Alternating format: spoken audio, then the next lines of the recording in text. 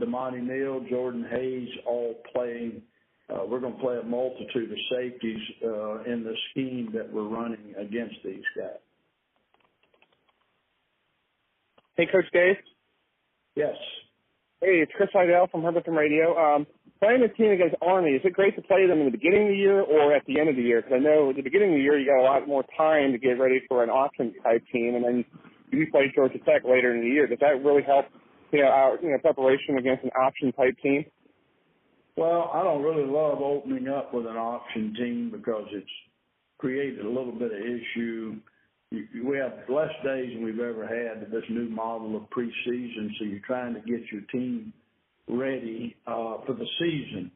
And we kind of had to interrupt part of that because we're opening with an option team. So if I had my druthers, I'd never open with an option team. But, excuse me, you are right that in the fact that whether it's coming off an open date, playing an option team, or early in the year, we certainly should know what to do against them.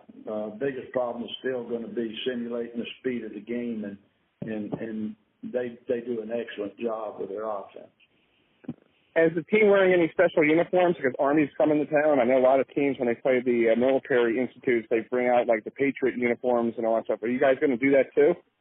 No, we will be in our normal uniforms. So I don't know if we have military appreciation planned or, but we're just going to try to line up and play well is our goal.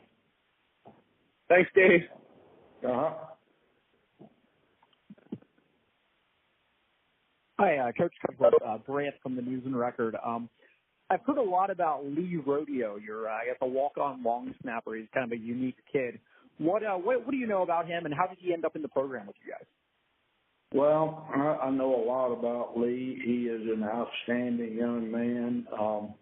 He is a local product here from Durham that was a Duke student that wanted to come out for football. And his dad's a coach and just a great family, and I was thrilled to have him come out, and he has been an outstanding practice player for us. He's been a great leader on our team. He is very gifted musically, but I think even with all the gifts he has musically, he sings great, and he entertains our team from time to time, plays guitar well. I think the biggest thing about Lee is that Lee's just got an uplifting spirit, personality, and he's the kind of person you rally around. So we are very appreciative of his contributions to Duke football.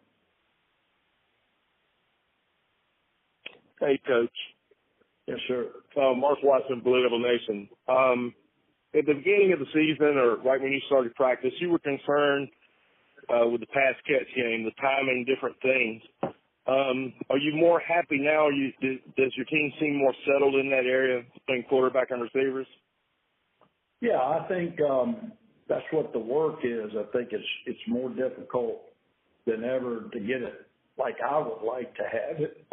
We have limited spring practice. We're a sport, unlike a lot of the other sports, that we don't get any work with coaches between our seasons, We're limited to 15 days in the spring, and now we only have 25 practices from the time we begin until we play a game. So you're really limited in the amount of time you get your timing.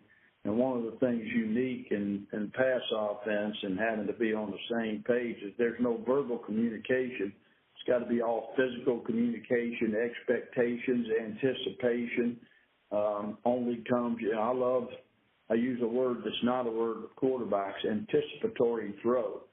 You don't hold the ball, but you can't do that when you don't know what to expect from a wide receiver. We're much better there, not only with the receivers, but with the tight ends. And I don't know if we'll ever get it exactly where we want to be, Mark, in my eyes, but certainly it's gotten better. And we've had really good work when we could work.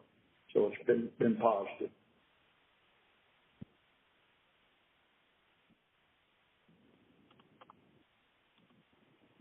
Coach, I missed your opening statement, so forgive me if if I ask you something that you've already covered. But on offense, you seem to be kind of set at running backs. In other words, a lot of returnees at running back and wide receiver. But do you think some of these young guys might be able to crack the lineup and play right away this year? I know we've got some young, talented people at receiver. Like all three young receivers, how much or if they play early, we're still kind of working through. We're going to work some combinations today, but Jake Bobo and Jarrett Garner and Dennis Smith all have really shown a lot of promise. And Mateo Durant has caught everyone's eyes in the backfield, coming out of the backfield. He's got unique ability. But with that said, I'll tell you that Britton Brown, Deion Jackson, and then Marvin Hubbard, who's been on the shelf a little bit with a bruised shoulder, who's a redshirt freshman, has had a great camp. So I think we have some weapons on offense. Jake Marweedy's had a great camp, or another redshirt freshman tight end. So I'm excited about the different weapons that we look like we've got on offense and the skill positions. Thank you. Mm-hmm. Hey, David, this is Steve again. You mentioned Jarrett Garner there, which I guess is encouraging given he was sick earlier in camp. How has he come along so quickly? You know, he's really done well to jump back out there. He is big, and he is explosively fast. I believe he's more explosive than we even thought. Still got to learn how to play receiver. He has not had a lot of football experience prior to coming here, and but he's been a sponge so far. That's what I told him. I said, it doesn't matter where, we know or don't know right now. You just have to soak all this in, and he's trying to take advantage of his opportunities.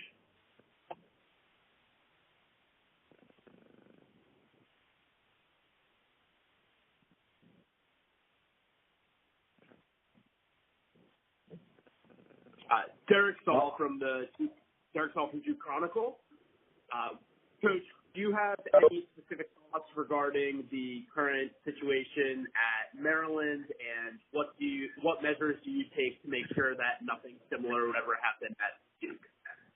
Well, I wouldn't ever comment on another institution, but we've got an incredible medical staff, and we have a system that we use and believe in very strongly. They work hard, proactively, and are prepared for any medical emergency that you might face. And so they actually practice that. They practice it with the people from our Duke Life Flight. All of those people come over here. So they have a lot of medical planning. We're fortunate that Hap Zarzor, who heads our sports medicine department at Duke, is a veteran, really smart man, very connected. He's been in the Duke community now for 27 years, I think. So